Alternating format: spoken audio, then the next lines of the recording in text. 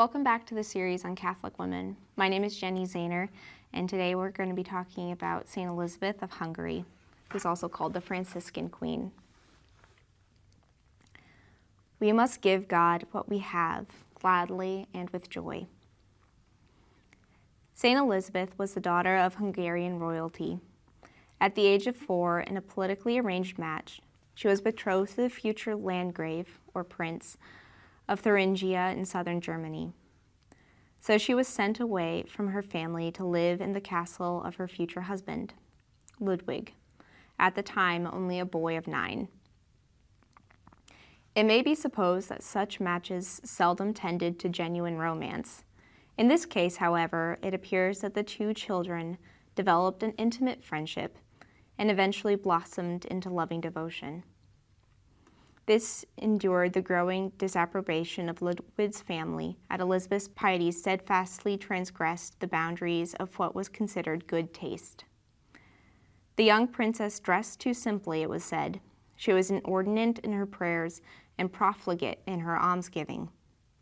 Ludwig, however, rejected any suggestion of her returning to Hungary. He declared that he would sooner part with a mountain of gold than be parted with the woman he affectionately called his dear sister. In due time, they were married amid much ceremony. Elizabeth gave birth to 3 children in quick succession, and she rejoiced that as Landgrave of Thuringia, she now had much greater scope for her charitable activities. She established several hospitals for the indigent and aroused scandal by nursing the sick and even lepers with her own hands. Her instinctive spiritual poverty was only magnified with the arrival of the first Franciscan missionaries in Germany. She was captivated by the story of St. Clare and St. Francis, from whom she received the gift of his cloak. And she eventually embraced the rule of a Franciscan tertiary. In all her piety and service to the poor, Elizabeth received the loyal support of her husband. When famine struck the kingdom while Ludwig was away, Elizabeth took it upon herself to open the royal granaries to the poor. In the meantime, Elizabeth's reputation for holiness began to take root. The spectacle of this princess working at a spinning wheel or nursing the sick in their homes or in hospices she had endowed inspired the grudging respect of those who had persecuted her, as well as the devoted affection of the poor and common folk.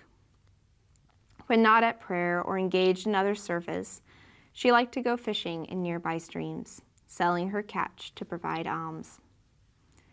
In 1231, she fell ill and announced calmly that she would not recover. She died on November 17th at the age of 24.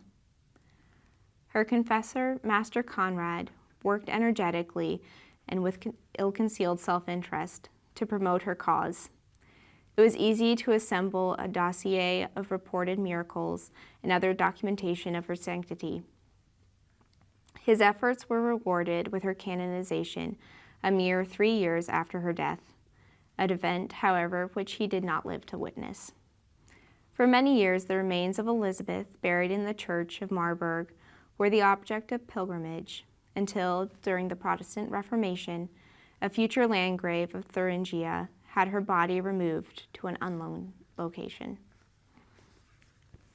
Thank you very much.